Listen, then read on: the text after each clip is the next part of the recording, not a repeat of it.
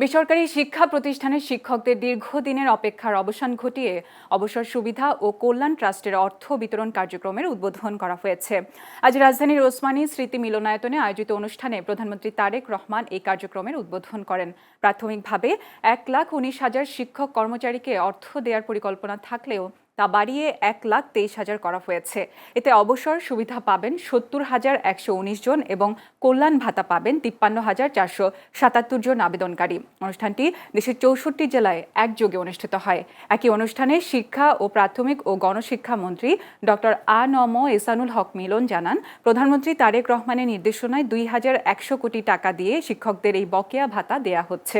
দিনটিকে জাতির জন্য অত্যন্ত গুরুত্বপূর্ণ উল্লেখ করে তিনি বলেন, এর মাধ্যমে শিক্ষক সমাজের দীর্ঘদিনের কষ্ট দূর হলো।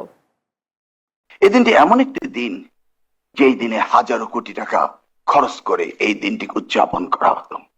আর আজকে এই দিনে মাননীয় প্রধানমন্ত্রী আমাদেরকে 2,100 কোটি টাকা দিয়ে আজকে সারা দেশে 70,119 জন শিক্ষককে তাদের অবসর ভাতা এবং 53,000 শিক্ষককে কল্যাণ ভাতা দিতে যাচ্ছেন। তাই জাতির ইতিহাসে এটি অত্যন্ত গুরুত্বপূর্ণ দিন।